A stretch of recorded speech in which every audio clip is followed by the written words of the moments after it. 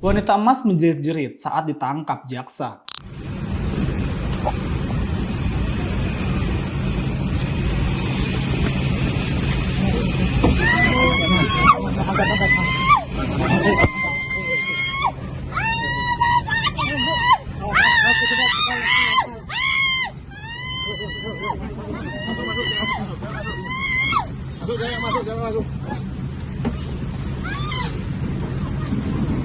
Sebelumnya dia mengaku sakit dan menggunakan kursi roda.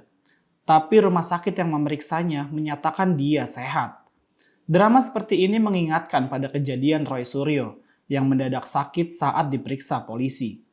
Tapi sama seperti Roy Suryo yang kedapatan sedang tertawa-tawa di luaran sana.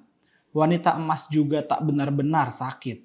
Sebelumnya dia juga tak mengindahkan panggilan. Maka kejaksaan terpaksa menangkap paksa dirinya karena mangkir. Kejaksaan Agung menetapkan perempuan bernama asli Miss Syahasyaini Muin itu karena terlibat korupsi terkait PT Waskita Beton Precast. Julukan wanita emas muncul dari Hasnaini sendiri, yang merupakan kependekan dari era masyarakat sejahtera. Istilah itu dia gunakan pertama kali saat Pilkada Tangerang Selatan tahun 2010. Kemudian dia sandang lagi saat Pilkada Jakarta 2017. Niatnya ingin maju dalam pilkada itu, tapi tidak ada partai yang mau mengusungnya. Panggilan itu tetap melekat pada dirinya sampai sekarang. Bahkan ketika tersandung korupsi. Ketika korupsi itu terjadi, Hasnaini adalah kader Demokrat. Ia memang kemudian keluar partai karena berseberangan dengan perintah partainya. Terkait kasus korupsi yang dilakukannya, Hasnaini merupakan direktur PT Misi Mulia Metrikal, disebut menawarkan pekerjaan ke PT Waskita Beton Precast dengan syarat PT Waskita membayarnya. Dia meminta PT Waskita Beton Precast menyetorkan jumlah uang ke PT Misi Mulia Metrikal dengan dalih penanaman modal. Adapun pekerjaan yang ditawarkan senilai 341 miliar. Demi mendapatkan proyek pekerjaan itu, PT WBP menyanggupi permintaan Hasnaini. PT WBP menyetor 16,8 triliun ke Hasnaini. Ternyata uang tersebut digunakan secara pribadi oleh Hasnaini. Dia menyuruh stafnya untuk membuat tagihan fiktif. Negara telah dirugikan atas perbuatan Hasnaini. Totalnya ada 2,5 triliun. Bukan main trik wanita emas itu. Untuk waktu yang cukup lama, dia menikmati uang haramnya.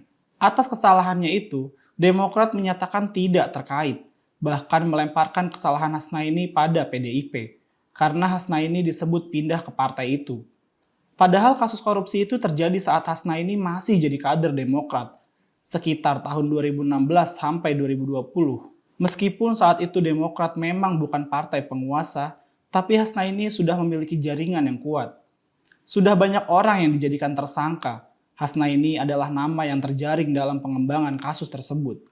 Sikap Demokrat yang menolak dikaitkannya pada kasus Hasnaini karena netizen mengarahkannya kepada partai itu. Karena kepopuleran wanita emas itu saat dia masih menjadi kader Demokrat.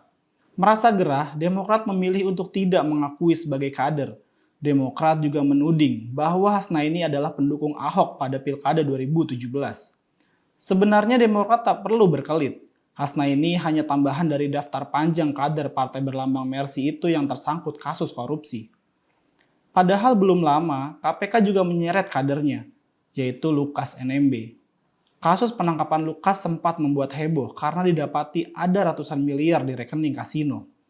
Kelakuan Lukas itu tentu memalukan, mengingat daerah yang dipimpinnya Papua termasuk daerah miskin dan tertinggal.